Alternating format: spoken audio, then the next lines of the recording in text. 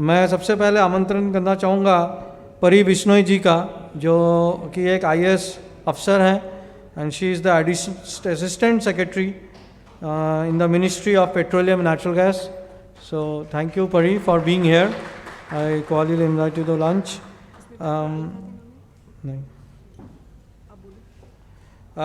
फिर मैं आमंत्रण करना चाहूँगा मेजर जनरल डॉक्टर प्रीतम बिश्नोई जी का।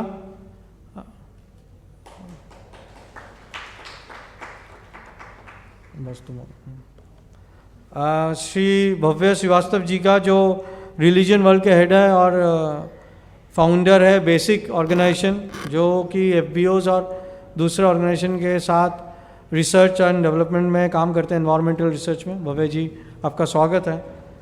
फिर मैं डॉक्टर अलका बिश्नोई जी का आमंत्रण करना चाहूँगा, doctor Alka ji.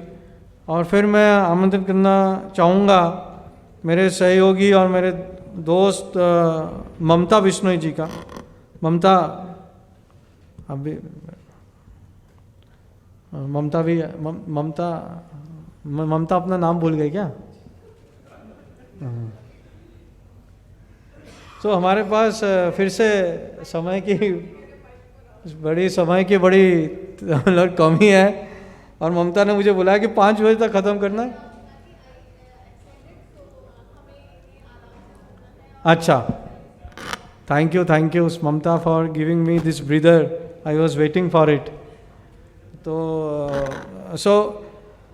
This is actually ये कंक्लूडिंग सेरेमनी तो नहीं बोलूँगा मैं, एक सेशन है, और इसमें जो हम सुनना चाहते हैं इन पैनलिस्ट से कि दिन भर जो एक निचोड़ आया और few points which will give us some kind of headway to move forward, मतलब हम इनसे पूछ रहे हैं कि इनके पर्सपेक्टिव से, इनके लेंस से ये अगर हमें 2-3 पॉइंट बताए कि किस तरह से ये जो बिश्नोई का मूवमेंट एक ऑलरेडी बना हुआ है, तो एनवायरमेंटल कॉन्शियसनेस में, एनवायरमेंटल कंजर्वेशन में इसको किस तरह से आगे बढ़ाया जाए, एडमिनिस्ट्रेटिवली, मीडिया के थ्रू, एक्टिविज्म के थ्रू, कम्युनिटी डेवलपमेंट के थ्रू, लीगल के थ्रू, जो भी हम एजुकेशन के थ्रू।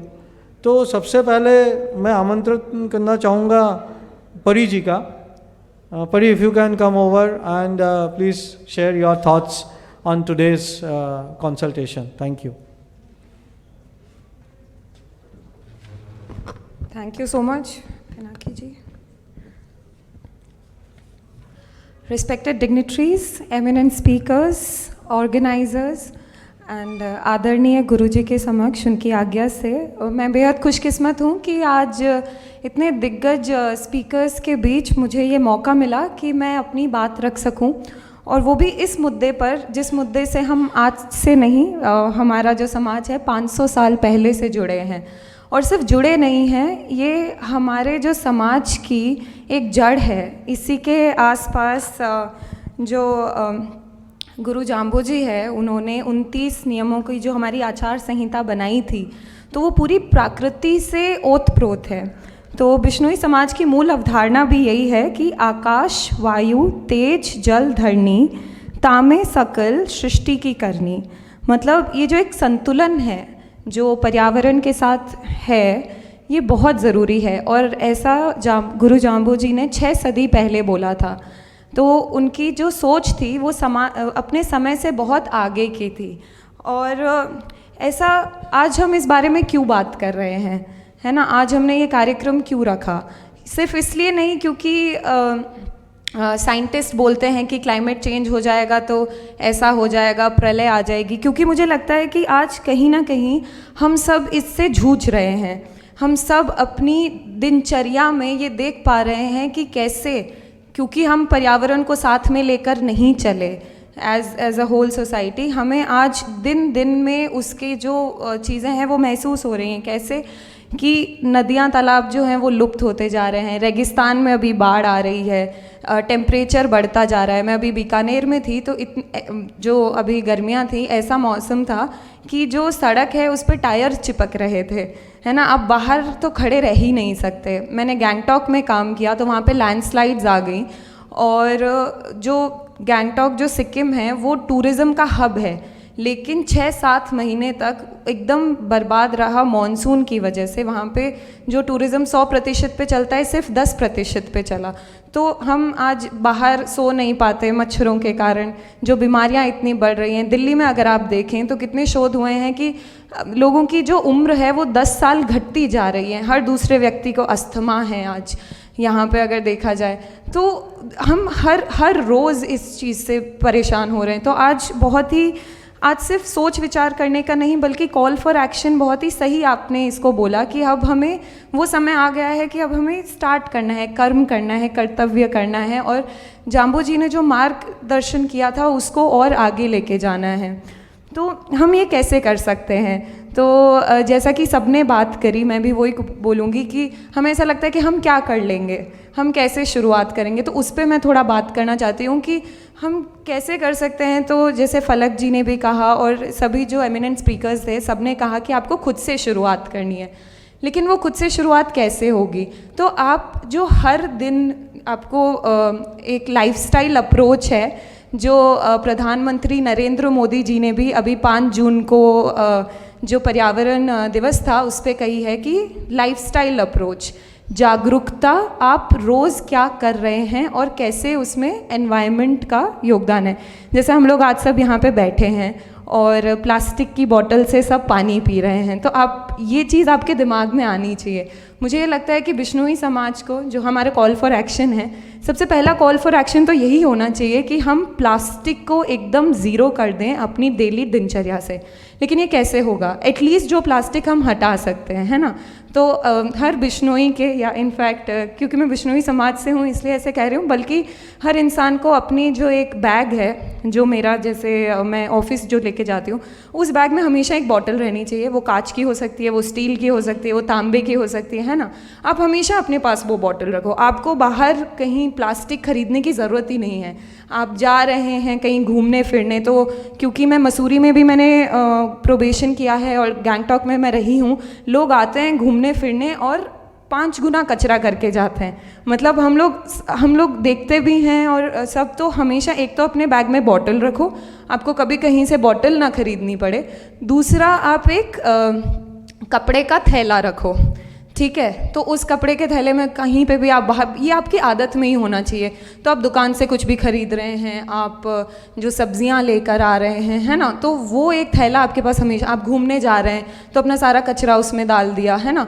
और तीसरी चीज़ ये है कि जो ऐसा नहीं कर रहे हैं, जो कचरा कर रहे हैं, है ना, उनको नीचा दिखाने की भी ज़रूरत है। जैसा कि फलक जी ने बोला, तो आप उनके सामने उनका कचरा उठाइए और उनको बोलिए। इनफैक्ट जो शादी समारोह और फंक्शन होते हैं, मैंने ये देखा है कि वहाँ पे कितना प्लास्टिक यूज़ होता है ना, जो प्लास्टिक की ग्लासों से हम लोग पीते हैं। तो ऐसा होना चाहिए कि बिश्नोई समाज की किसी भी शादी में हम प्लास्टिक नहीं यूज़ करेंगे, और अगर कोई कर रहा है तो आप उसको बोलिए कि ये प्लास्टिक यहाँ से हटाओ, है ना। जो प्लास्टिक में सिंगल यूज़ प्लास्टिक की बात कर रही हूँ। अब कुछ ऐसा प्लास्टिक है जो जैसे जो रैपिंग वगैरह में आता है, वो अब हम इस लेवल पे उतना नहीं कर सकते, लेकिन वो सब हमें जितना हो सके एज अ समाज, एटलीस्ट हम एक ये सिंगल यूज़ प्लास्टिक फ्री समाज तो हम बन सकते हैं, है ना। और तीसरी ऐसी चीज़ कि छोटी छोटी चीज़ों में दिनचर्या में बदलाव। जैसे जब मैं तैयारी कर रही थी तब मैंने देखा था कि दिवाली के बाद का समय था दिल्ली में। अगर जो लोग थे वो मेरी बात से रिलेट कर पाएंगे कि मैं फ्लैट में रहती थी, 3 BHK था, दूसरी लड़कियां भी रहती थी। तो सामने वाला कमरा हम नहीं देख पा रहे थे, इतना ज़्यादा प्रदूषण था कि सामने वाला कमरा, और हम लोग सब, हमें सांस नहीं आ रही थी। लेकिन जैसे ही फिर से कोई शादी आई या फिर से दिवाली आई, हमने फिर पटाखे जला दिए। तो ये भी आई थिंक हमारे कोई भी समारोह, शादी, उसमें हमें ये अपनाना चाहिए कि हम नहीं जलाएंगे पटाखे, क्योंकि उससे कुछ भी नहीं मिल रहा है। तो एज अ समाज ये छोटी छोटी चीज़ें। फिर जैसे जो हमारा यूथ है, जो युवा पीढ़ी है, वो इस फ्रंट पे बहुत ज़्यादा काम कर सकती है। एक जो नया आइडिया भी आ रहा है, मिनिमलिस्टिक लाइफस्टाइल, डीक्लटरिंग। मतलब ये एक इंटरनेशनल टर्मिनोलॉजी है जो शायद हम बहुत अच्छे से फॉलो किए जा सकते हैं कि अपनी ज़रूरतें जितनी कम हो सकती है उतना कम करें। आज के टाइम पे फैशन ये नहीं है कि हमने 10 तरह के नए कपड़े खरीद लिए, बट हम उन कपड़ों को कितना रिसाइकल कर रहे हैं, कितना पहन रहे हैं। जैसे कि अभी वापस ट्रेंड आ रहा है कि अपनी मम्मी की शादी को आप अपनी मम्मी की जो लहंगा है उसको आप अपनी शादी में पहनिए। शादियों में इतना इस चीज़ में हम लोग हर दूसरे दिन नए कपड़े, नए जूते। तो युवा पीढ़ी को ये जो डी क्लटरिंग है, जो मिनिमलिस्टिक लाइफस्टाइल है, उससे क्या है कि आपका दिमाग भी बहुत डी क्लटर होगा, आपका इन सब चीज़ों में दिमाग नहीं जाएगा। तो अभी जो वो नया ट्रेंड आता है ना कि हर 10 दिन में आप कपड़े बदल रहे हैं, जूते बदल रहे हैं, नया आपका इतना सामान घर में रखने की जगह नहीं है। So declutter your space, specially the young ones. उससे और आप उसको प्रमोट करिए, लोग आपको रिस्पेक्ट की नज़रों से देखने लगेंगे, आप सबसे ऊपर उठ जाएंगे और उससे आपको जितना एक्नॉलेजमेंट मिलेगा ना, उतना नए कपड़े पहन के शायद ना मिले। So follow it. क्यों हमें हर नए उसमें नए कपड़े पहनने, आप उन्हीं कपड़ों को अच्छे से साफ़ सुथरे धुले हों और उनकी लाइफ आप नम में रखिए। तो ये कुछ चीज़ें जो हम डेली लाइफस्टाइल में, और पब्लिक पूलिंग जैसे हो गई है ना, जैसे हम लोग सब दफ्तर जाते हैं तो आप अपनाइए कि आप जितना ज़्यादा पब्लिक ट्रांसपोर्ट का यूज़ कर सके, 4-5 लोग मिलके जा सकें। दिल्ली में खास करके ये देखने को मिलता है कि आप जब भी कभी भी रेड लाइट पे खड़े होंगे तो आपको दिखेगा कि हर गाड़ी में एक आदमी बैठा रहता है, सबकी अपनी पर्सनल गाड़ी है ना। इस चीज़ को कम से कम करना है, क्योंकि उससे सफ़र तो हम ही कर रहे हैं, उतना ही ट्रैफिक बढ़ रहा है ना, और उतना ही लंबा। तो पब्लिक ट्रांसपोर्ट को अपनाइए और गर्व से अपनाइए। जो भी आप ये एनवायरनमेंट की चीज़ें कर रहे हैं ना, उसमें गर्व महसूस करिए, उसको प्रमोट करिए। लोग आपको अपने आप रिस्पेक्ट से देखेंगे और उन्हें शर्म आने लगेगी अगर वो ये सब नहीं कर रहे हैं। अगर वो एक घर में 4 गाड़ी लेके आ रहे हैं, उसका कोई यूज़ नहीं है तो। और विकास बिना एनवायरनमेंट के संभव नहीं है। अब मैं प्रशासनिक अधिकारी के तौर पे ये बोलना चाहती हूँ कि मैंने ये देखा है कि गैंगटॉक में ही जब मैं थी तो एक 50 करोड़ की रोड बनी थी, अगले ही मॉनसून में लैंडस्लाइड आके पूरी रोड ख़राब हो गई। सेम जैसे मैंने बात की टूरिज़्म की, तो जैसे ही मॉनसून आया टूरिज़्म 10% पे हो गया, है ना। तो कोई भी विकास बिना एनवायरनमेंट को साथ लिए संभव नहीं है। और जैसा कि शिवराज जी ने भी मेंशन किया कि उनको सपोर्ट चाहिए अधिकारियों से, तो मैं पर्सनल लेवल पे ये बोलना चाहती हूँ कि मैं हमेशा से, क्योंकि हमारे समाज के नियम और हमारी मूलभूत इतनी तो शुरू से उस तरह का मानसिकता रही है। मैं मेरा पर्सनल एग्जांपल अगर दूँ तो हम लोग जो भी काम करते हैं उसमें एनवायरनमेंट का कहीं ना कहीं सोचते हैं। जैसे मैं वेस्ट सेग्रीगेशन को बहुत ज़्यादा प्रमोट करना चाहती हूँ। उसमें मैंने क्या किया कि हम लोग बस सबको बोलते रहते हैं कि आप वेस्ट सेग्रीगेट करो। तो मैंने क्या किया था, जब मेरी पहली पोस्टिंग थी तो मैं वहाँ गई, मैं एक एनजीओ के टच में आई और वो बहुत बोलते रहते थे कि ये करना चाहिए, आप ऐसे इम्प्लीमेंट करो। मैंने बोला नहीं, पहले मैं ये करके देखूँगी। तो मैंने अपने घर में क्या किया, बहुत ही सिंपल था। बस आपको 2 तरह के अलग अलग डस्टबिन रखने होते हैं, उसमें एक बड़ा सा वो होता है। तो मैंने बोला ठीक है, मैं 1 महीने तक वेस्ट सेग्रीगेट करके देखूंगी। बहुत इजी होता है, आपको बस ऑर्गेनिक कचरा एक उसमें डालना होता है, सारा प्लास्टिक का एक दूसरे उसमें डालना होता है। जब मैंने खुद किया 1 महीने, मुझे इतना कॉन्फिडेंस आ गया कि आप इसको बहुत ईजिली प्रमोट कर सकते हो। तो खुद करना बहुत ज़रूरी है। ये एक ऐसा विषय है जिस पे मैं खुद भी काम कर रही हूँ, एंड अगर मुझे मौका मिला इसमें आगे जाने का तो मैं काफ़ी वेस्ट सेग्रीगेशन को प्रमोट करना चाहूँगी। और अभी मैं पेट्रोलियम मंत्रालय में हूँ, जिसमें भी मैं बायोगैस पे काम कर रही हूँ। तो किस तरीके से हम गांव में कि किस तरीके से हम जो हमारी गौशालाएं हैं, जो हमारे वेस्ट जो म्यूनिसिपल कमीशन में वेस्ट होते हैं, उनको किस तरीके से हम उनको एनर्जी में कन्वर्ट कर सकते हैं। तो आई थिंक मैं ज़्यादा समय न लेते हुए आप सबको मेजरली इन्हीं पे कि निजी तौर पे आप शुरू करिए। सामाजिक तौर पे बहुत चीज़ें हम करी जा सकती है और हम लोग जो प्रशासन में हैं पूर्णतया से इसका सहयोग करेंगे। धन्यवाद।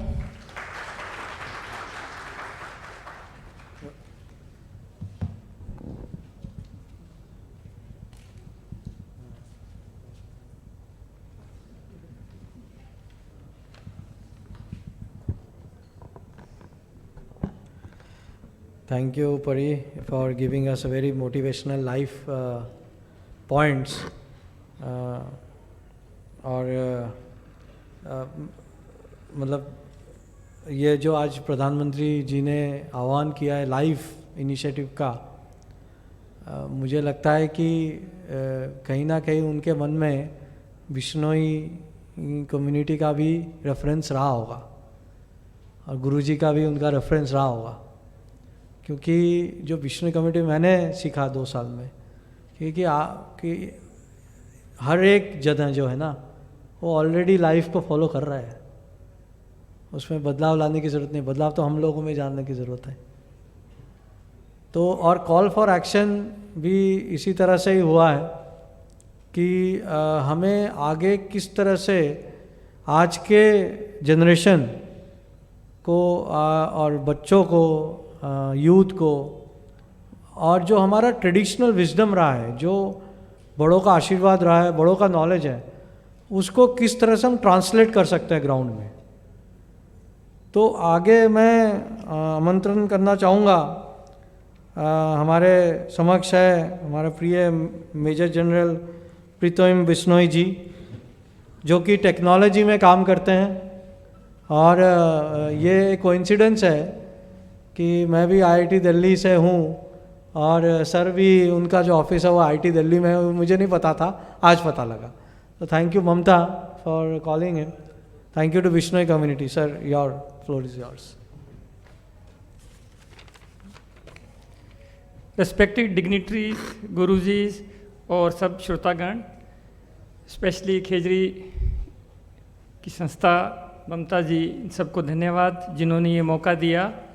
तो मैं पहले 3 मिनट तो सिर्फ पर्यावरण कैसे हम आर्मी, नेवी, एयरफोर्स में मनाते हैं उसका शेयर करूँगा। उसके बाद में क्या हम एज ए इंडिविजुअल कर सकते हैं, जो परी जी ने बताया, उसके अलावा क्या हम और एक्स्ट्रा कर सकते हैं वो बताऊंगा। और तीसरा एज ए समाज, या हम जिसको पीपीपी मॉडल बोलते हैं, पब्लिक प्राइवेट पार्टनरशिप, जिसमें इंडिविजुअल, कम्युनिटी और सरकार और सब मिल करके क्या कर सकते हैं। तो सबसे पहले जब हमने 1983 के अंदर जब आर्मी में गए तो सबसे पहले हमें ये बताया गया 3 चीज़। पहली कि आपको पानी 5 लीटर पर मैन पर डे ऑथराइज्ड है। नहाना, धोना, पीना, खाना, इसका एक ही मतलब इम्पोर्टेंस ऑफ वाटर। दूसरा, हमारा एक ऐसा डिपार्टमेंट है जहाँ राशन ऑथराइज्ड है इंडिविजुअल को। राशन के अंदर उसकी पूरी कैलोरीज कि उस राशन से वो स्वस्थ रहे, लड़ सके, जो इन्होंने बताया मिनिमलिस्टिक।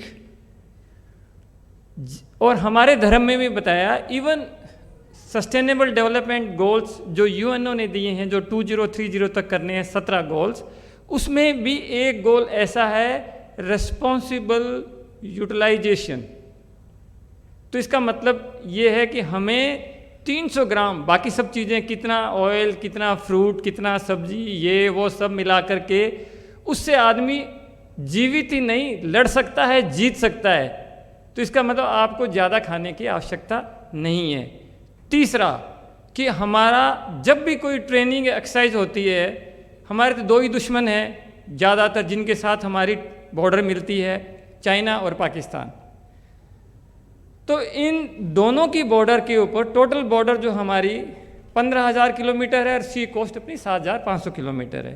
तो इस 15,000 किलोमीटर के अंदर जो टेरेन है, तो मेरी जो है पहली पोस्टिंग, जब मैं कमीशन हुआ तो मेरी पहली पोस्टिंग तवांग हुई, जो कि इंडो चाइना पर थी। तो वहाँ पर हमें ये बताया गया कि जब भी हम वहाँ जाते हैं, स्पेशली जब पूरा स्नो कवर्ड है, तब हमें किस तरीके से कोई भी ट्रेनिंग या एक्सरसाइज करें, किसी भी ट्री का या जो भी वहाँ पर वेजिटेशन होती है उसको नहीं काटना है। जब भी हम ट्रेनिंग एरिया चूज़ करते हैं, सबसे पहले हम उसकी सैटेलाइट इमेजरी मंगाते हैं, उसके बाद में ड्रोन भेजते हैं, उसके बाद में एनालाइज करने के बाद में देखते हैं कौन सा इलाका ऐसा है जहाँ पर न कोई रहता है, न कोई खेती है, न कोई पेड़ है, सिर्फ डेजर्ट है, वहाँ पर टैंक या जितनी भी बीएमपी वगैरह की एक्सरसाइज होती है।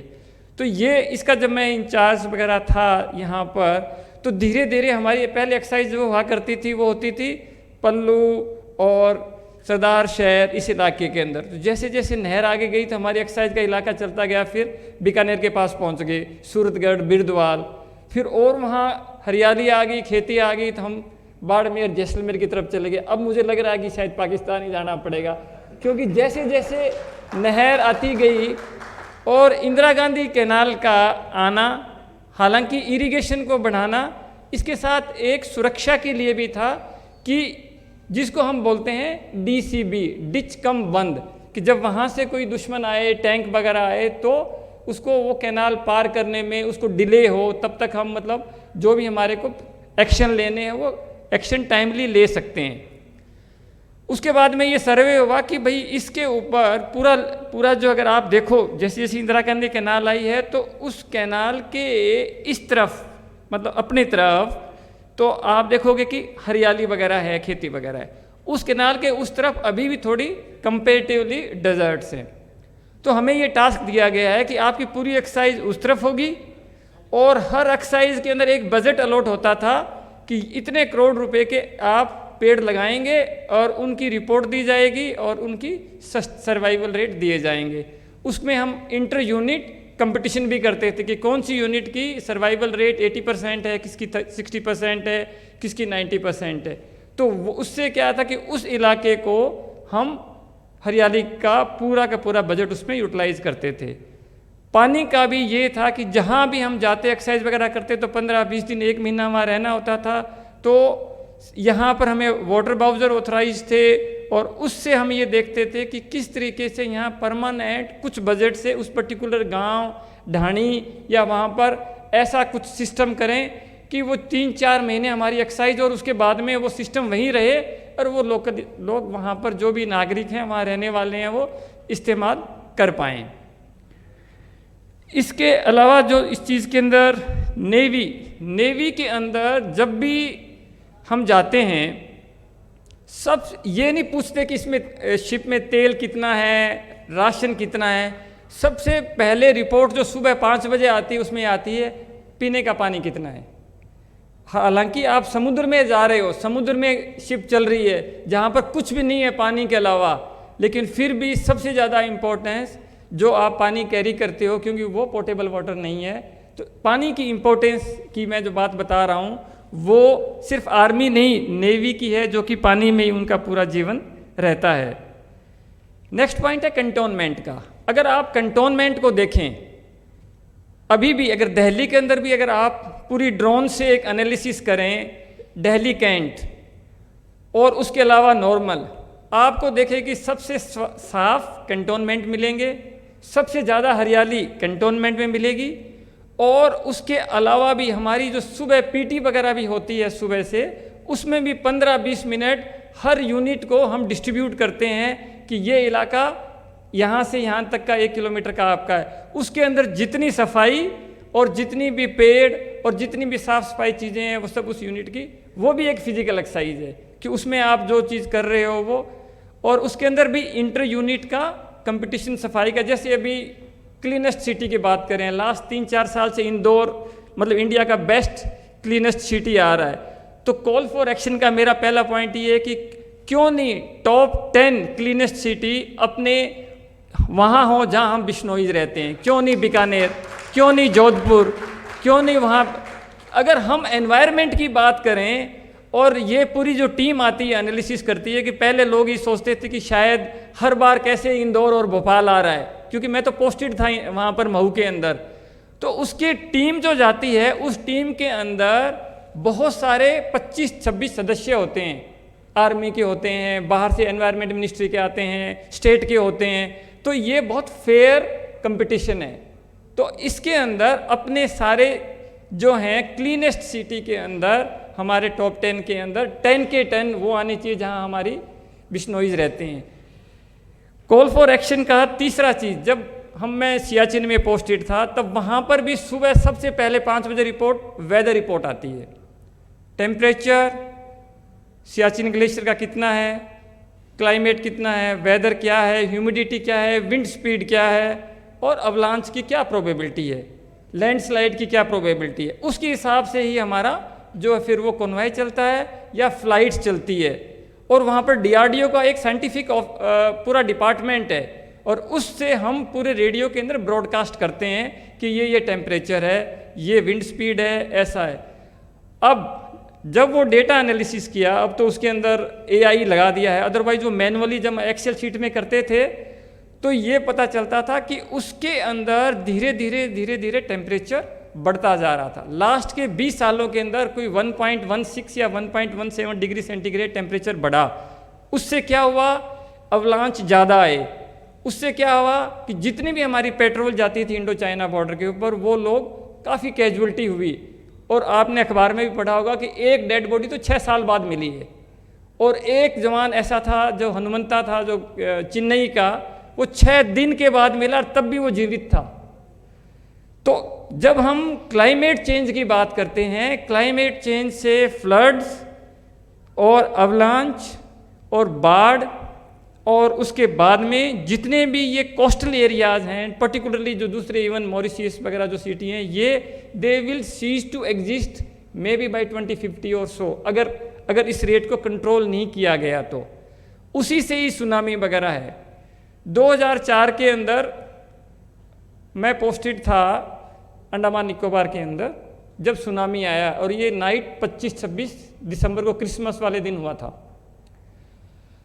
सुनामी की पूरी एनालिसिस से ये पता चला कि जितना भी हम प्रकृति से दूर गए और जितना भी हम क्लाइमेट और इसका ध्यान नहीं रखा, और उतनी ही आपदा और जितने भी अपने डिसास्टर आए हैं वो सब उससे हुए। उसके बाद में सुनामी के अलावा जो पूरी रिसर्च हुई, यहाँ पर दिल्ली में NDMA है, नेशनल डिसास्टर मैनेजमेंट अथॉरिटी, उनके चेयरमैन थे हमारे खुद के जो चीफ रिटायर्ड थे वो थे। तो पूरी एनालिसिस करने के बाद में 3 पॉइंट उभर के आए जो मैं आपसे शेयर करूंगा। पहला कि टॉप 5 डिसास्टर जिस पूरे वर्ल्ड में 193 कंट्रीज में से जो टॉप 5 है, इंडिया का उसमें डिसास्टर से सफरिंग का 4था नंबर है। नंबर 2, जितना लॉस लाइफ और प्रॉपर्टी का डिसास्टर से होता है उसमें इंडिया का नंबर 2 है, बिकॉज हमारी पॉपुलेशन ज़्यादा है। नंबर 3, डिसास्टर से अपने 29 स्टेट एंड यूनियन टेरिटरीज में से 25 स्टेट और यूनियन टेरिटरीज इफेक्टेड है। इसका मतलब सारे की सारी मेजॉरिटी पार्ट इंडिया की डिसास्टर, और डिसास्टर का मतलब मैं इसलिए बोल रहा हूँ कि प्रकृति से दूर, चाहे हम क्लाइमेट की बात करें, प्लांटेशन की बात करें, मिनिमलिस्टिक लाइफ की बात करें, जो भी कहें, जैसे भी हम नेचर के खिलाफ जाएंगे और इसके दूर जाएंगे तो डिसास्टर आएंगे, चाहे वो सुनामी हो, चाहे वो फ्लड्स हो, चाहे वो अर्थक्वेक हो, और चाहे वो लैंडस्लाइड हो, अवलांच हो, किसी भी प्रकार की नेचुरल डिसास्टर। अब आप आ जाइए भोपाल गैस भी डिसास्टर था, कोविड-19 डिसास्टर था।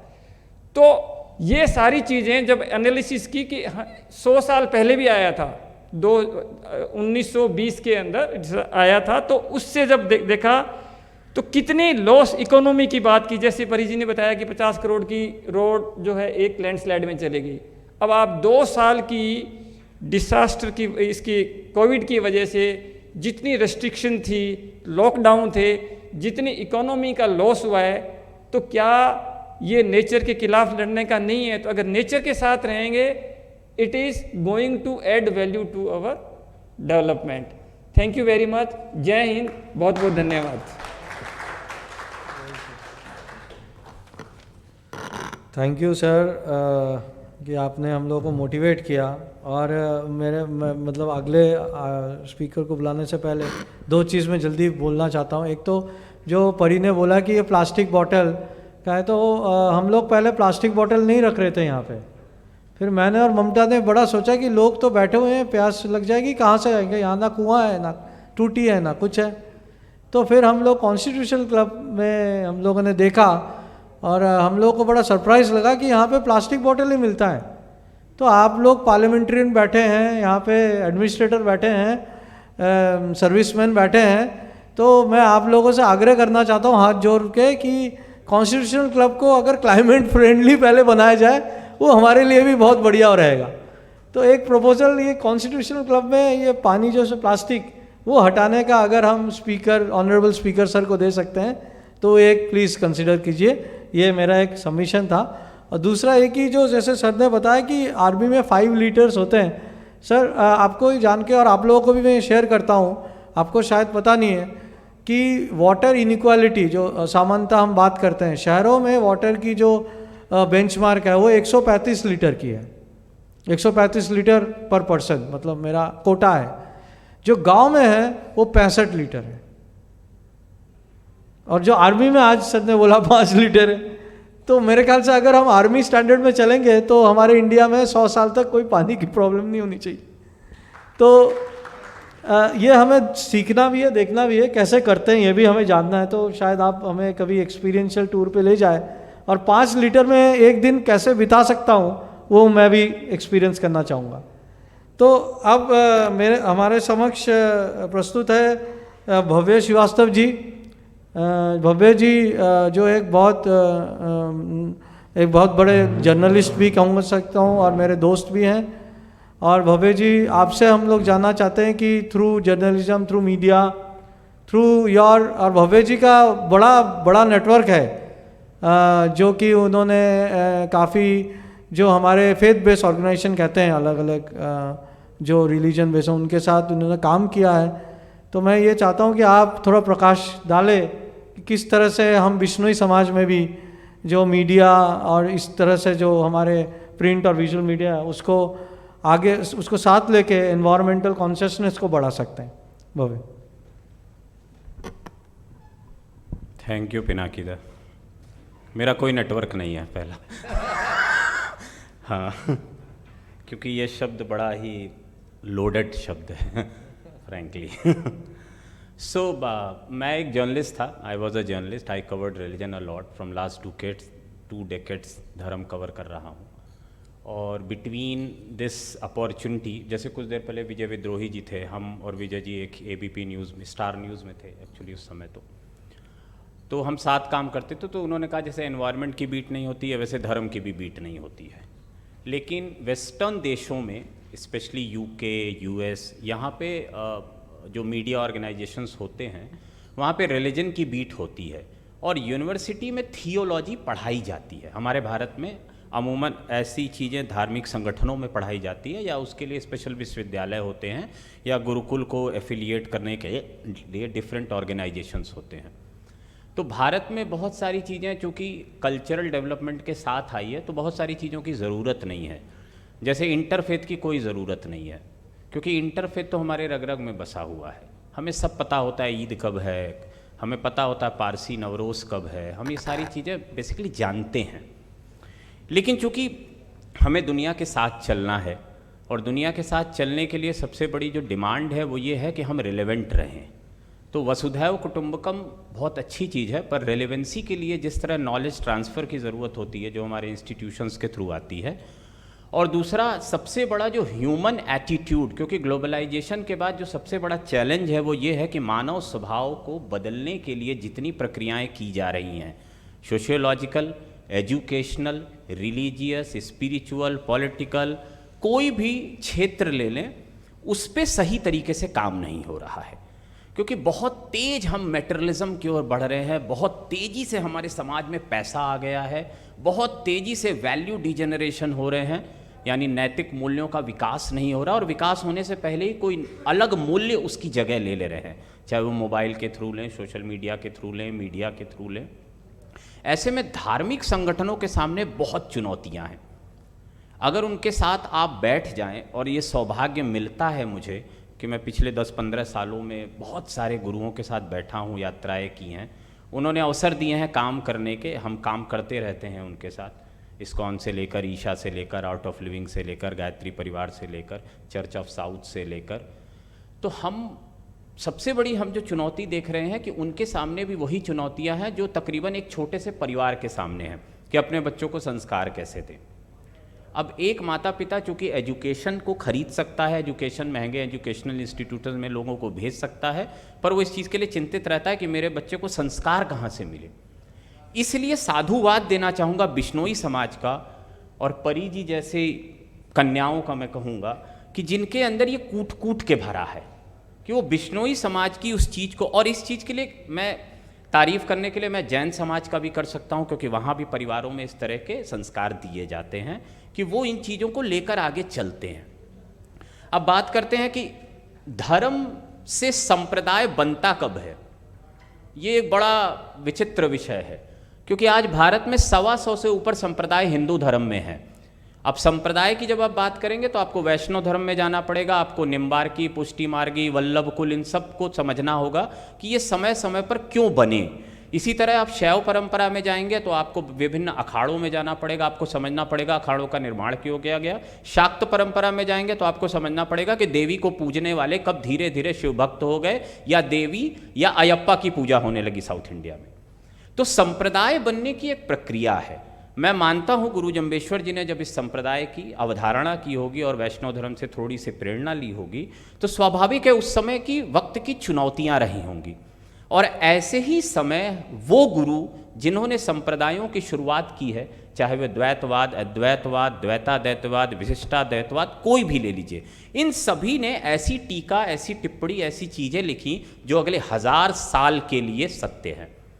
इसी वजह से 5000 साल होने के बाद भी हमारी जो धार्मिक ग्रंथ है उनमें लिखी बातें हमें आज भी अकाट्य सत्य लगती हैं। उसकी 2 वजह हैं। पहली वजह यह है क्योंकि हमारी उसमें धारणा है और हम देखते हैं कि वो जो चीज़ें लिखी हुई हैं वो समाज में घटित हो रही हैं। दूसरी चीज़ है कि हमारे पास आज की समस्याओं का कोई समाधान नहीं है। हमने समस्याओं को इतना कॉम्प्लेक्स करके रखा हुआ है, चाहे पॉल्यूशन हो, चाहे गरीबी हो, चाहे विश्व में किसी भी तरह की हिंसा हो, कि हमारे पास समाधान ही नहीं लग रहा है। दुनिया भर के धर्मगुरु, दुनिया भर के डिप्लोमैट्स, दुनिया भर के सामाजिक कार्यकर्ता, हर दिन लाखों कॉन्फ्रेंसेस हो रहे हैं, जमीन पे काम हो रहे हैं, लेकिन समस्याएं सुलझ नहीं रही हैं। इतना समझने के बाद जब यूएन जैसी बॉडीज़ या इंटरनेशनल डेवलपमेंट एसोसिएशंस जिनको हम कहते हैं, तो उनको लगता है कि अगर हम मानव व्यवहार में बदलाव कर दें तो समस्याएं सुलझ जाएंगी। यानी मूल चुनौती आकर खड़ी होती है कि मानव व्यवहार को बदलना पड़ेगा। मानव व्यवहार बदलने के लिए 2015 में पार्लियामेंट ऑफ वर्ल्ड रिलीजन्स हुई सॉल्ट लेक सिटी में। मैं वहाँ गया, बान की मून यूएन के प्रेसिडेंट हुआ करते थे और दलाई लामा आए हुए थे। दलाई लामा ने कहा कि देखिए बहुत बातें हो चुकी, एक्शन का वक्त आ गया है। हम कब तक बातें करते रहेंगे भाई? लेकिन एक्शन लेगा कौन? सरकारें लेंगी, कम्युनिटीज़ लेंगी। कम्युनिटी काम करना चाहेंगी तो सरकारें उनका दरवाज़ा रोक देती हैं। बहुत सारे ऐसे कानून, जैसे भाई साहब कह रहे थे कितने कानून, इतनी दिक्कतें आती हैं काम के लिए। विनोद जी बता रहे थे, विनोद जी लीगल लड़ाई लड़ रहे हैं। इतनी दिक्कतें हैं कि कम्युनिकेशन इतना सरल नहीं है कि आप व्यवहार बदलना भी चाहें तो कैसे बदलें। तब उसके लिए एक रास्ता बचता है, और जो हर कम्युनिटी के पास वो रास्ता है, वो रास्ता है मास मूवमेंट का। आज अगर हम उदाहरण के लिए खाली कहूँगा, ईशा फाउंडेशन एक सेव सॉइल नाम का चीज़ करती है और कहती है कि हमने दुनिया भर के 300 करोड़ लोगों को टच किया, तो यानी मास मूवमेंट से चीज़ें बदली जा सकती हैं। हम सालों से ये हमने यूएन, यूनेम और यूआरआई के साथ, सृष्टि के साथ हमने 70 धार्मिक संगठनों को यूनेप से जोड़ा, जिनका काम एनवायरनमेंट पे काम करने का था और उनकी वो ज़रूरतें थी। यूनेप को भारत में फेथ फॉर अर्थ नाम का एक प्रोग्राम लॉन्च करना था। और ये आश्चर्य है कि धर्म में कोई काम नहीं करता है। या तो आप धार्मिक होंगे और या तो आप गुरु जी के शिष्य होंगे, तो तीसरी कोई और चीज़ होती नहीं है धर्म में। सीधी सी बात ये। तो आपको जब धर्म में काम करना पड़ता है और ऑब्जेक्टिवली आप काम करना चाहते हैं कि नहीं भाई मैं हिंदू, मुस्लिम, सिख, ईसाई सबके साथ काम करूंगा, जो समाज बदलेगा उसके साथ काम करूंगा, तो इस मैंडेट को बनाने में हमें बहुत समय लगा। 2012 में हमने एक संगठन बनाया, international association of religion journalist, जिसको थॉमसन फाउंडेशन जैसी संगठनों ने सपोर्ट किया, जिसका मैंडेट केवल ये था कि भाई धर्म अगर ऑब्जेक्टिवली कवर होने लगे खाली मीडिया में तो बहुत सारी चीज़ें निकल के आ जाएंगी। तब विजय विद्रोही जी से ये नहीं कहना पड़ेगा कि बिश्नोई समाज का ये चीज़ कवर कर दो, क्योंकि तब रिपोर्टर स्टोरी ढूंढ रहा होगा, वो पहुंच जाएगा आपके पास, वो सीचेवाल जी के पास पहुंच जाएगा, वो बिश्नोई समाज में पहुंच जाएगा, आपको अप्रोच नहीं करना पड़ेगा।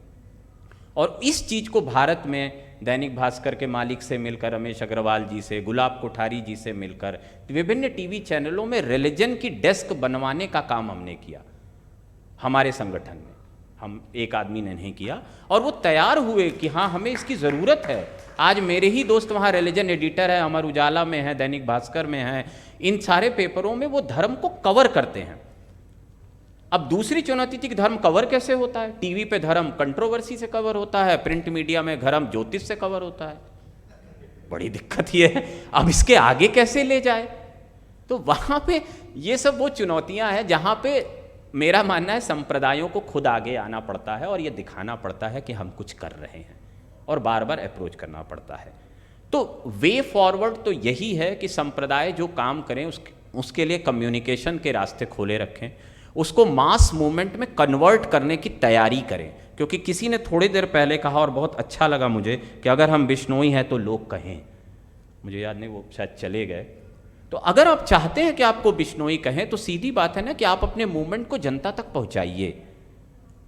बुरा मत मानिएगा, कूप मंडूक मत बनिए। क्योंकि समस्या क्या है कि सोशल मीडिया के दौर में या फिर किसी भी तरह के मीडिया के दौर में अगर आप अपना संदेश बाहर तक नहीं पहुंचा पा रहे हैं तो यह आपकी कमी होगी।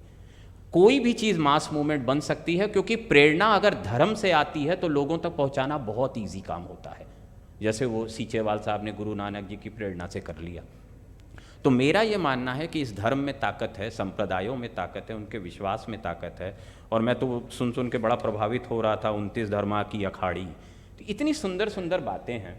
और हम हम लोग इस पे काम कर रहे थे, हम URI और सृष्टि, तो बिश्नोई मेरे एक मित्र हैं जो पंकज पटेल उनका नाम है, उसने बिश्नोई समाज पे PhD की, अमेरिका में पढ़ाते हैं, वो हमारे मित्र हैं। और एक दिन मैं और गीतांजलि जी उनसे बात कर रहे थे तो उन्होंने बताया इतनी चीज़ें हैं, इतनी जानने को चीज़ें। और उस दिन मैंने भी बहुत सारी चीज़ें जानी, क्योंकि फेथ फॉर अर्थ प्रोग्राम में उतना जानने को नहीं मिला। हमें केवल ये मिला हाँ ये काम करते हैं, हरियाणा में ये करते हैं, यहाँ ये करते हैं। लेकिन उन्होंने हमारा ज्ञान वर्धन किया कि भाई बहुत सारा काम हो रहा है और इनके तो कागजों में लिखा हुआ है कि इनको करना पड़ेगा। इनके तो नौकरी लगा के गए हैं भगवान, गुरु भगवान कि करो। तो अगर नौकरी लगा के गए हैं तो सीधी बात है कि आपको अपनी नौकरी का कुछ अंश इसलिए लगाना होगा कि आप अपने समाज की जितनी उपलब्धियां हैं उनको कंक्रीट वे में पहले तो उसका डॉक्यूमेंट करें।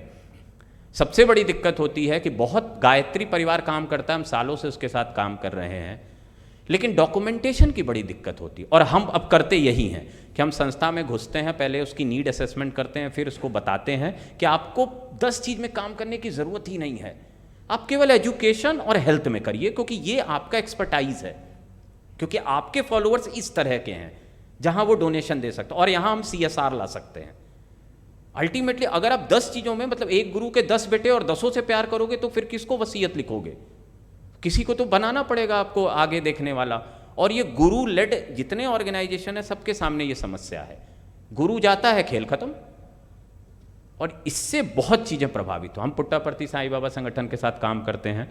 गुरु जी के पुट्टापर्ती साईं बाबा के जाने के बाद संगठन, एक मिनट है ये डरा देते हैं, तो बहुत चैलेंजेस थे। सरकार ने बिजली के मूल्य बढ़ा दिए, सरकार ने टैक्स लेना शुरू कर दिया, सारी संगठन थे। तो उन्होंने सबसे पहले फोकस किया कि करना क्या है। केवल उन्होंने एक फील्ड चुना, हेल्थ, कि भैया हमें एक अस्पताल पुट्टापर्थी में बना हुआ है जहां फ्री इलाज होता है लोगों का, हर दिन 2000 हार्ट ट्रांसप्लांट होते हैं फ्री ऑफ कॉस्ट, हमें अस्पताल बस बनाने हैं। उन्होंने अपने संगठन की जितनी भी नॉन यूजेबल जितनी भी प्रॉपर्टी थी सब बेच दिया, उस पैसे को एक जगह डाला, उस पैसे से ब्याज आया और उससे आज रायपुर में अस्पताल बन चुका है, आज गुजरात के पास वडोदरा में एक अस्पताल बन चुका है, फ्री इलाज चल रहा है। तो संगठन को ये भी समझना पड़ेगा और संगठन को लीड करने वालों को ये समझना पड़ेगा कि रिसोर्स भी बहुत ज़रूरी है। बहुत सारे लोगों को ये लगता है ना कि कोई भी आंदोलन यूं ही या कोई भी मैसेज यूं ही चला जाता है, हम अच्छा कर रहे हैं लोग जान जाएंगे।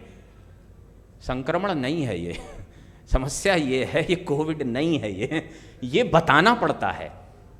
बड़ी दिक्कत है, मतलब समाज में सबको लगता है मीडिया कवर ही नहीं करता है, हम बहुत अच्छा काम कर रहे हैं, सबको लगता है। तो समस्या क्या है कि चूंकि जब आप कैकोफोनी मतलब बहुत सारे शोर में होते हैं ना, तो आपको अच्छी चीज़ें आप तक कैसे पहुंचेंगी या आप तय करते हैं। तो आपको आगे वे फॉरवर्ड यही है कि कृपया करके गुरु जी से भी अनुरोध है महाराज जी कि प्लीज़ रिसोर्स एलोकेशन करा के मास मूवमेंट में कन्वर्ट करिए चीज़ों को। कोई भी एक मिशन पकड़ लीजिए कि भाई मैं साल में 100 करोड़ पेड़ लगाऊंगा, सीधी बात।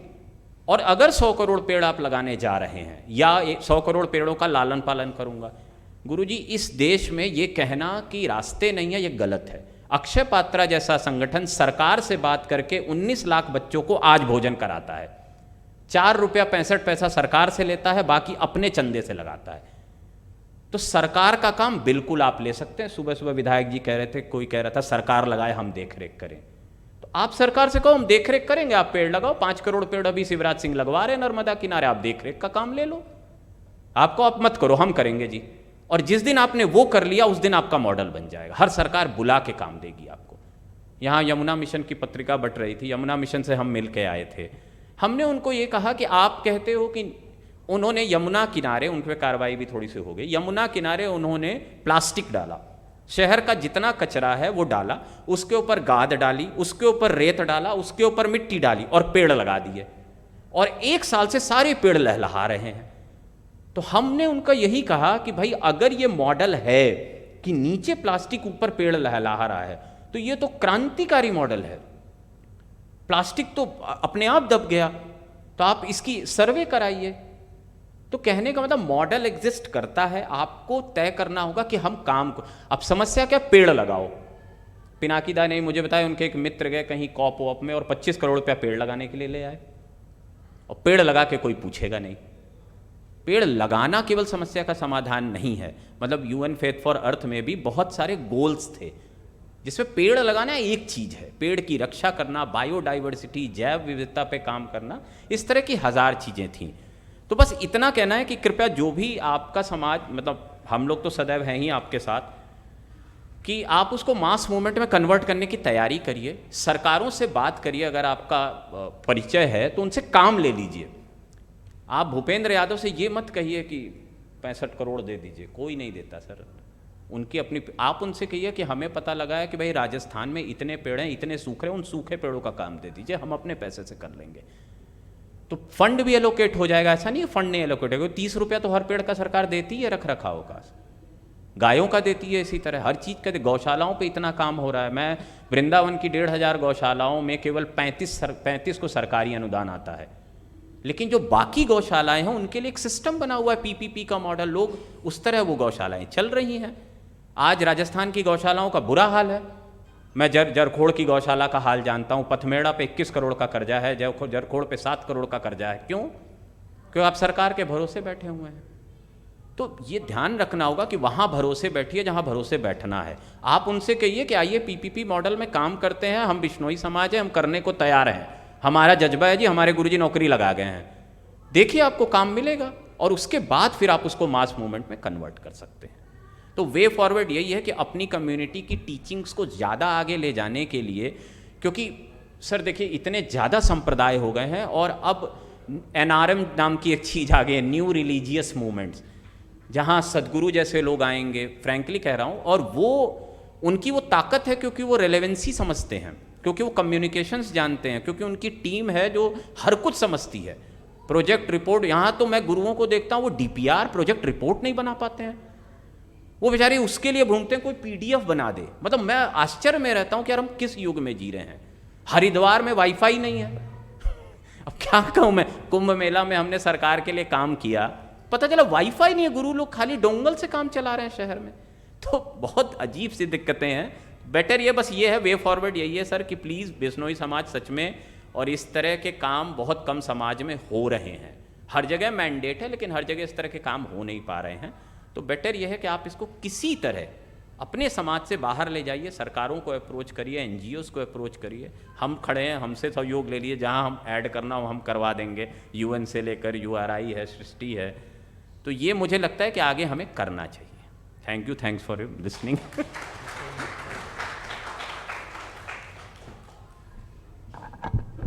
थैंक यू भव्य जी, आपका पूरा विश्लेषण करने के लिए और आपका मार्गदर्शन के लिए भी।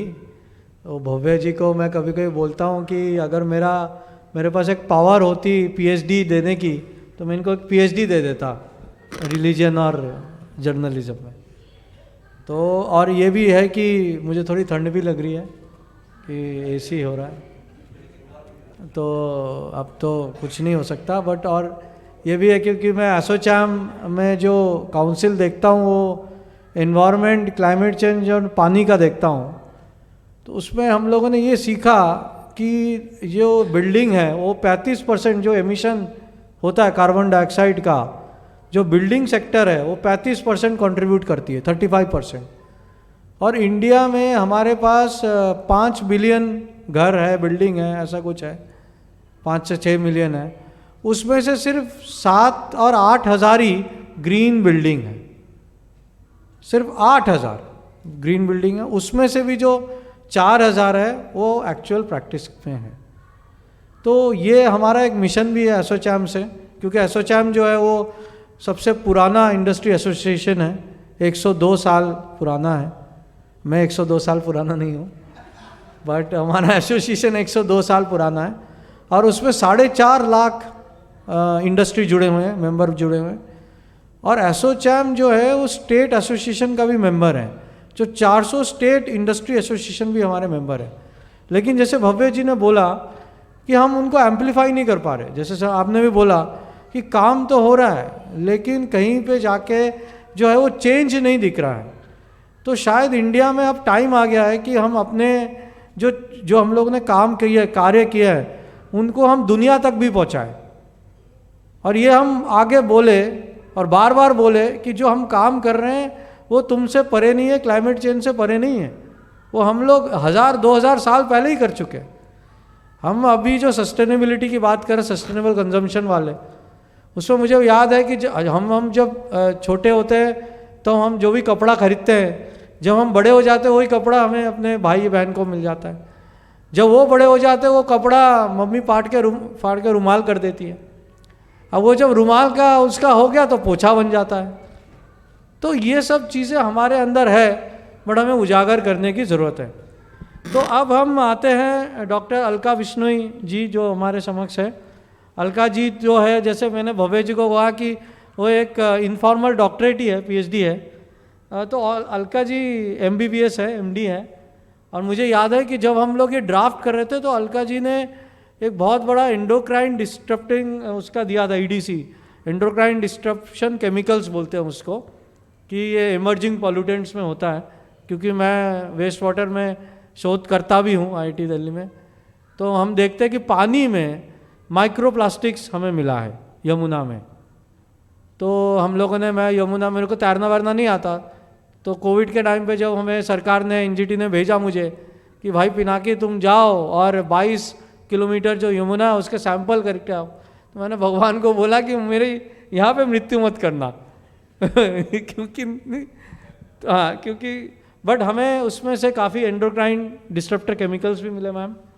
तो आज अलका जी हमारे समक्ष है, तो मैं उनको आग्रह करूँगा कि मंच में आके वो अपनी प्रस्ताव रखें।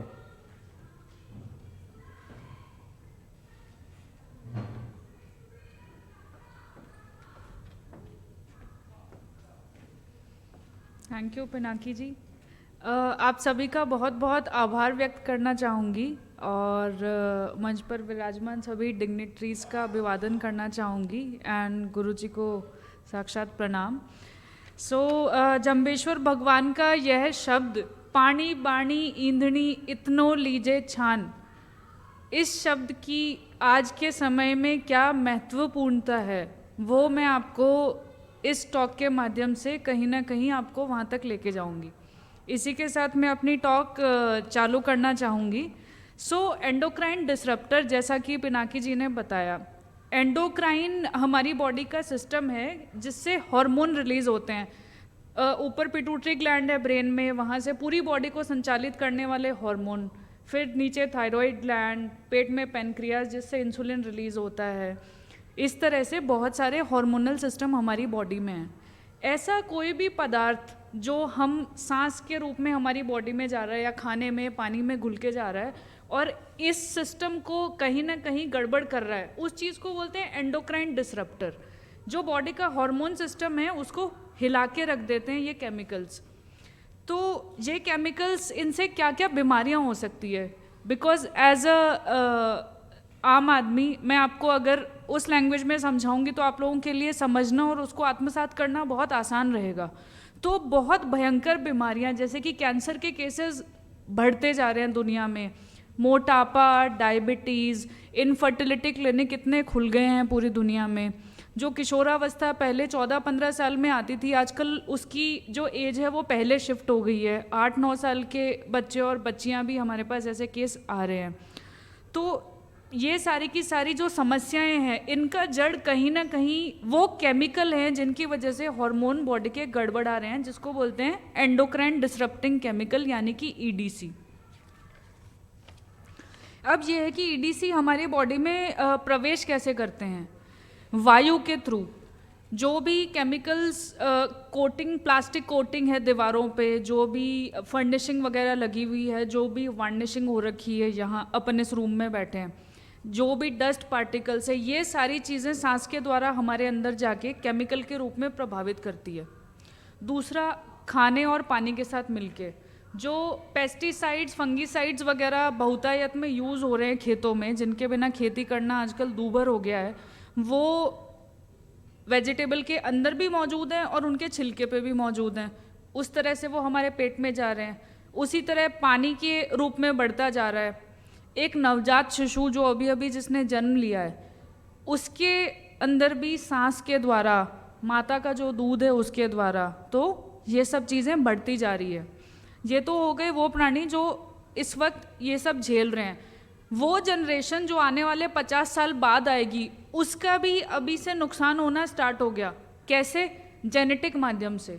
ये जो सारे केमिकल्स हैं, ये एपिजेनेटिक माध्यम से जीनोम में, जीन पूल में ऐसे चेंजेस कर देते हैं कि वो बीमारियां 50 साल बाद जब वो बच्चा पैदा होगा, तब उसमें उस समय वो बीमारियां आएगी।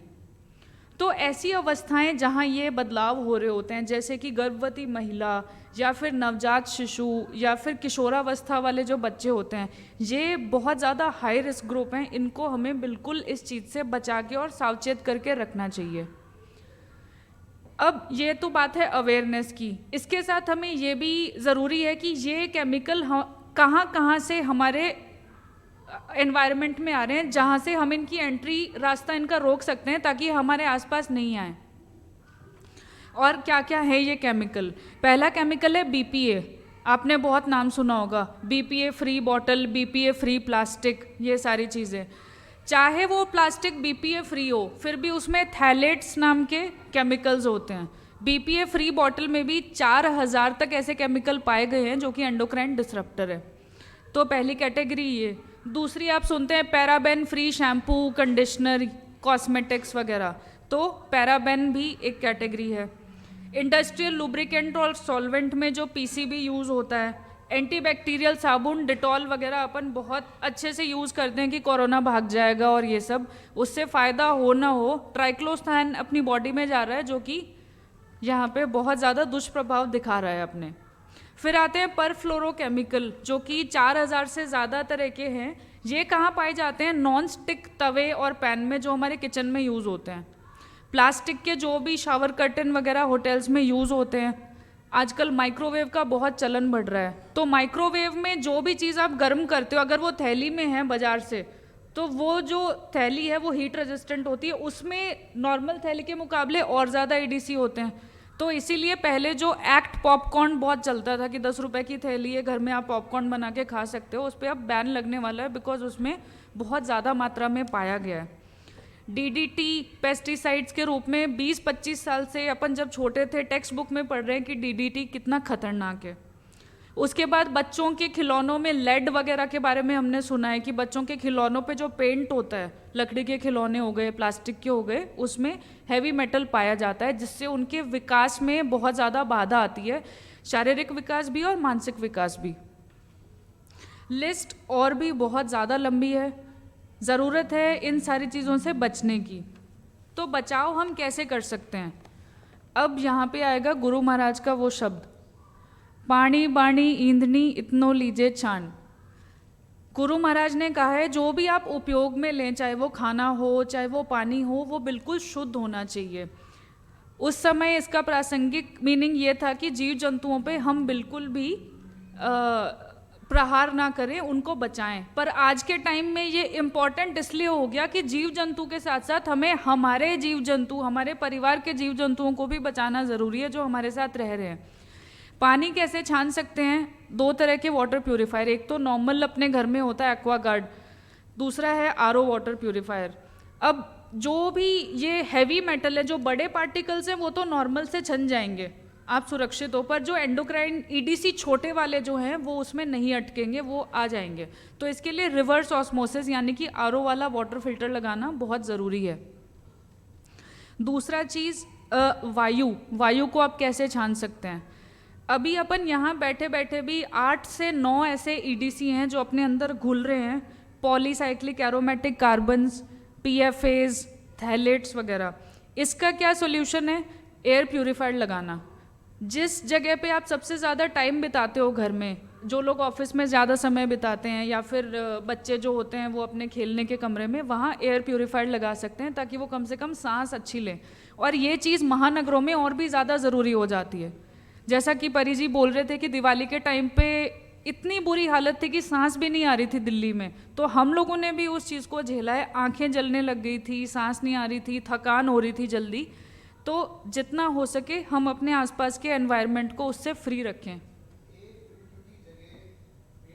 पेड़, मैं यही आपको बोलने वाली थी, इंडोर प्लांट्स भी हम लोग लगा सकते हैं। जैसे कि अब देखिए, हम लोग जो नए नए पौधे उगाने लगते हैं उनको ये लगता है इंडोर प्लांट बोल के उसने बेचा है तो गमले में लाके हमने रख लिया और वो प्लांट चलना चाहिए, हमारा काम बस पानी देना है।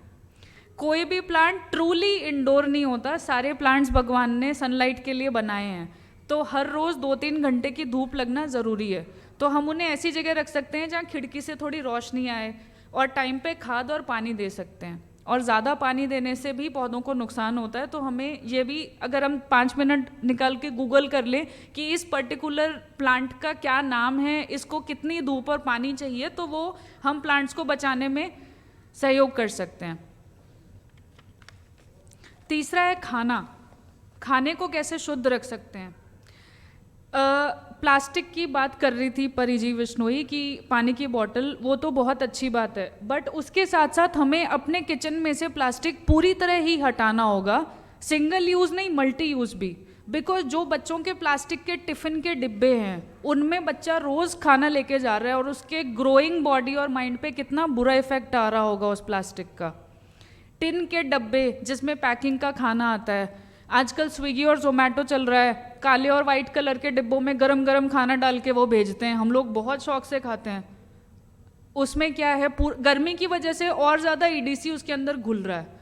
स्विगी ने इनोवेटिव इनिशिएटिव चालू किया है लास्ट मंथ से कि भाई वो कम से कम प्लास्टिक पैकिंग देंगे। उन्होंने बायोडिग्रेडेबल देना शुरू किया है, बट ये एक छोटी सी पहल है और हमें हमारे घर से कम पूरी तरह से प्लास्टिक को हटा देना चाहिए किचन से।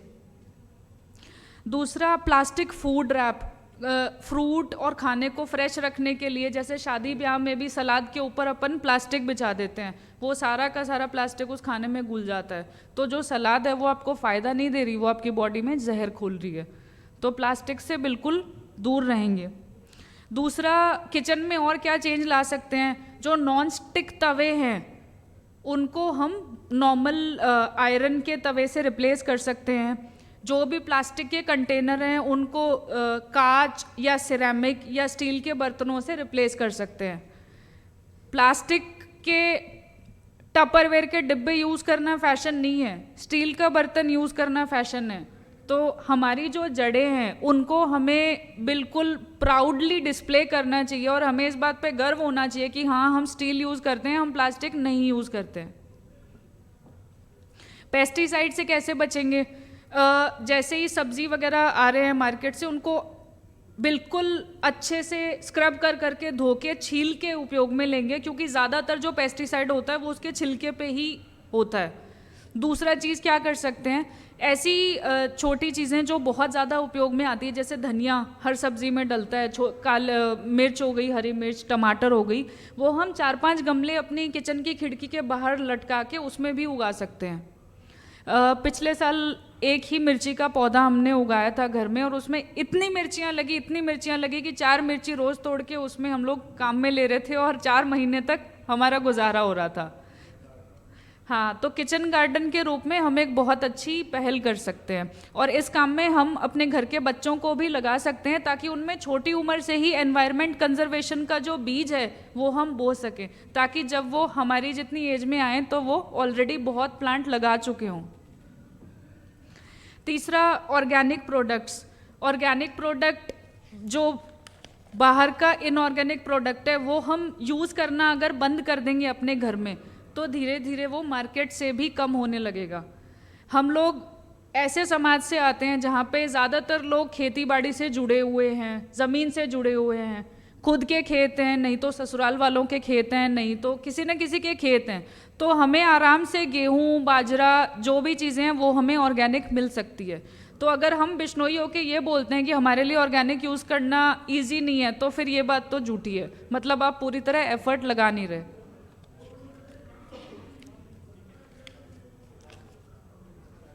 तो हमारी कम्युनिटी को एनवायरमेंटल फ्रेंडली कम्युनिटी होने की वजह से पूरा विश्व जानता है। माँ अमृता देवी को पर्यावरण संरक्षण का प्रणेता माना जाता है।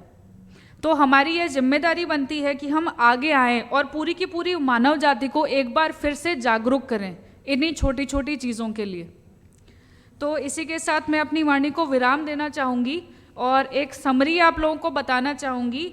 Call for action. पहला, प्लास्टिक हटाइए किचन से जितना हो सके, सिर्फ सिंगल यूज़ नहीं बल्कि मल्टी यूज़ प्लास्टिक भी, उसको कांच, सिरेमिक या सिलिकॉन से रिप्लेस कर सकते हैं और स्टील से भी। खमूराम जी बहुत अच्छा काम कर रहे हैं इस क्षेत्र में प्लास्टिक रिमूव करने में, पर वो एक बड़े स्केल का काम है। हमारी माताओं बहनों को आगे आके किचन में से प्लास्टिक हटाने का काम करना है। जैसे परी जी ने बताया कि वेस्ट सेग्रीगेशन, तो जो भी दूध और दही की जो प्लास्टिक की थैलियाँ हैं उनको हम इकट्ठा करके रिसाइकलिंग में दे सकते हैं। बिल्कुल बिल्कुल, आपकी बात बिल्कुल ठीक है। इसका अपन ये सॉल्यूशन कर सकते हैं कि ऑफिस में या जहाँ भी अपन हैं, अपन एक केतली रख सकते हैं वहाँ पे। उस केतली में गर्म पानी करके टी बैग वाली चाय और कंसनट्रेटेड मिल्क आता है, वो 1-2 ml डालेंगे तो थोड़ा टेस्ट आएगा, पर पूरा टेस्ट तो आएगा नहीं, पर कम से कम EDC आपकी बॉडी में नहीं जाएगा। और विश्नोई हो के मैं तो कहूँगी चाय पीना ही क्यों है।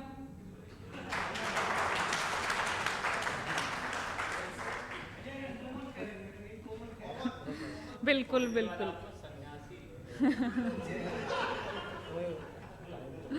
हाँ बस। So and second call for action point is go organic. Inorganic चीज़ें यूज़ करना बंद करें, घर में किचन गार्डन लगाएं। और तीसरा, आर्टिफिशियल चीज़ों का यूज़ कम से कम करें घर में। लाइजॉल, जो भी खुशबू वाले पोंछा लगाने वाली चीज़ें होती है, हमारे स्प्रे होते हैं, क्लीनेक्स, ये वो, इन सब में EDC बहुत ज़्यादा होता है। इनको रिप्लेस कर सकते हैं हम बेकिंग सोडा और सिरके के साथ में। इन दोनों को मिक्स करके पानी के साथ में 4 नींबू की बूंदें डाल के बहुत अच्छा क्लीनिंग स्प्रे बन सकता है, जो कि हम यूज़ कर सकते हैं। तो कम से कम डेली लाइफ में नहीं तो जहाँ भी हमारे आसपास किशोरावस्था वाले बच्चे हैं या घर में प्रेग्नेंट लेडी है या न्यूबॉर्न है, नवजात शिशु, उन घरों में तो कम से कम हमें ये यूज़ करना ही चाहिए। इसी के साथ मैं अपनी वाणी को विराम देना चाहूँगी और आप सबका धन्यवाद व्यक्त करना चाहूँगी। जय हिंद।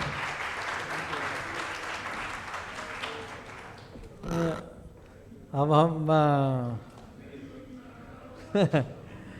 नहीं, ऐसा लगता है कि पूरा दिन चलना चाहिए, बट क्या है कि हाँ, ऐसा है कि नहीं तो लाइट बंद कर देंगे अभी।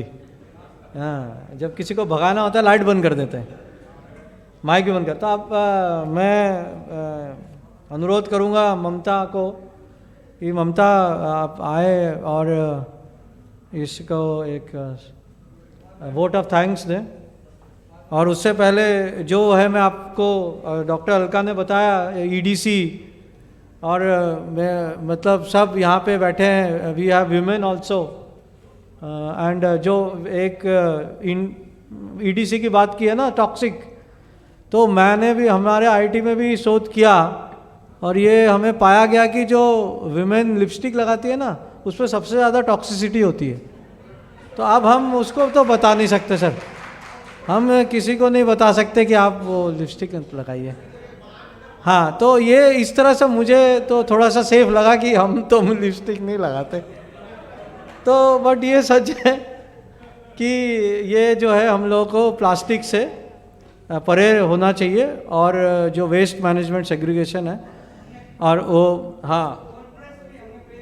हाँ प्लेज रखा है कि धीरे धीरे, नहीं तो ऐसा होगा कि अगर प्लास्टिक हो गया तो सब बाहर चला जाएगा, तो धीरे धीरे करना है इसको, लेकिन करना ज़रूर है। Mamata. Thank you so much Pinaki and यहाँ उपस्थित सभी श्रोतागणों, गुरुजी, बिहारी जी, सरील जी सर, और जितने भी मंच पे आसीन हैं, परी जिन्होंने आधा दिन निकाला आज अपने ऑफिस से, अलका जी जिनसे मेरी सुबह सुबह बात हुई थी और उन्होंने कहा फटाफट, तो मैंने कहा मैंने कहा आप हाफ डे के बाद का आपका ओपीडी ख़त्म करके आइए, और बाकी जो लोग बाहर से आए हैं, अलग अलग जगह से दूर से चल के आए हैं, जिन्होंने पिछले साल एफएससी से लेके यहाँ तक की जर्नी में हर वक्त हर पल साथ दिया है, चाहे वो हमारे बिश्नोई समाज के हों, चाहे आउटसाइड बिश्नोई समाज के हों, और जिन लोगों ने ये कहा है कि आगे वो काम करेंगे, बिकॉज इस पैनल में जितने जो लोग आए हैं उनके साथ हम पिछले 3-4 महीनों से वर्क कर रहे हैं, और किस तरह से बिश्नोई समाज के इस कॉल फॉर एक्शन के अंदर आगे वर्क कर सकते हैं, तो they already promise these things कि हम लोग इनको आगे करेंगे। तो मैं खिचड़ी फाउंडेशन और पूरे बिश्नोई समाज की तरफ से आप सबको बहुत बहुत धन्यवाद देती हूँ कि सुबह 10 बजे से लेके और शाम के 6 बजे तक आप लोगों ने पेशेंस रखा और इस कार्यक्रम को सफल बनाने के अंदर अपना योगदान दिया। आप सब लोगों के ईमेल आईडी मेरे पास हैं, तो आने वाले 1-2 दिनों के अंदर मैं आप सब लोगों को फीडबैक फॉर्म सेंड करूंगी आपके मेल पे, और मैं चाहूँगी कि अपना फीडबैक, जेन्युइन फीडबैक प्लीज़ ज़रूर दीजिएगा। अगर कुछ कमी है तो वो कमी बताइएगा, अप्रिशिएट भी कीजिएगा कि ये अप्रिशिएशन वर्ड्स हैं और यहाँ पे हमें सुधार की ज़रूरत है। और जो कॉल फॉर एक्शन की बुकलेट आप सब लोगों के पास में है, उस पर मेरा मेल आईडी भी लिखा हुआ है। सो इस कॉल फॉर एक्शन के लिए आप किस तरह से योगदान दे सकते हैं, आप इस मुहिम में किस तरह से जुड़ सकते हैं, चाहे एज ए वॉलेंटियर जुड़ना चाहते हैं, एज ए थिंक टैंकर जुड़ना चाहते हैं, एज ए एक्सपर्ट अगर काम कर रहे हैं, कोलैबोरेट जो ऑलरेडी संस्थाएं हैं वो किस तरह से इसको कोलैबोरेट करके हम लोग काम कर सकते हैं। और हमारे समाज में बहुत बड़े बड़े भामाशाह हैं, मैं उनसे निवेदन करूंगी कि किस तरह से आप डोनेशन दे सकते हैं, क्योंकि कोई भी काम करने के लिए पैसा चाहिए होता है। जब हम मास मूवमेंट कर रहे हैं और हमारी बिश्नोई कम्युनिटी के लिए कर रहे हैं, एंड मुझे इस चीज़ के लिए बहुत अच्छा मतलब सुनने को मिल रहा था कि आपने कॉल फॉर एक्शन जो ये लिया है ये बहुत अच्छा है। इसी के माध्यम से ही हम लोग जो हमारा है ना कि ग्लोबल में हमारा नाम, तो जैसे आप लोगों ने वीडियो में सुना लॉरेन को, जो कि हमारे URI की कोऑर्डिनेटर है नेशनल, गोपाल जी हैं, गोपाल जी ऑलरेडी हमारे साथ आ चुके हैं, हम उनके साथ प्रोजेक्ट डेवलप कर रहे हैं। मैंने बिहारी जी के साथ में, गुरु जी के साथ में डिस्कस किया है। WWF thanks to Pinaki, they are with us, और WCC भी आप सुन के जा चुके हैं, वो पूरी तरह से हमारे साथ हैं और हमारे साथ काम करेंगे। तो ये संस्थाएं हमारे साथ काम करने के लिए आ रही हैं। सो ज़्यादा समय नहीं, लेकिन मैं आप लोगों का धन्यवाद देना चाहूँगी कि थैंक यू सो मच इस तरह के आने के लिए। और बहुत सारे विचार आए हैं कि इसको और बड़े लेवल पे कॉन्फ्रेंस करना है राजस्थान के अंदर, शिवराज जी ने भी बोला है। सो डेफिनेटली बड़े पे करने के लिए, और इसी तरह का जैसे आपका है, तो 3-4 महीने हम लगेंगे आराम से उस पर वर्किंग करके, और सुझावों के साथ में उसको और कितना इफेक्टिव कैसे कर सकते हैं वो हम लोग आप लोगों से सुझाव लेके उसको बनाएंगे। एंड इस कॉल फॉर एक्शन की मुहिम में जुड़िए, और जिस तरह से भी आप मदद कर सकते हैं please most welcome, and thank you so much. And मैं अब माइक दे रहा अब मैं आप सबके सामने मयंक से एंड तानिया से कहूँगी कि वो फैसिलेट करें। तानिया URI को यहाँ नॉर्थ में रिप्रेजेंट करती हैं, एंड मयंक जो है वो उनका समर्थ फाउंडेशन है। जो आप लोगों के पास पेन है, ये एक छोटा सा एग्जाम्पल है उनका, उस पेन के अंदर बीज हैं कि पेन ख़त्म हो जाए तो बीज को बो दीजिए आप। सो ये मयंक की तरफ से है। सो मयंक प्लीज़ कम। परी जी, देन प्रीतम सर, देन भव्य जी, देन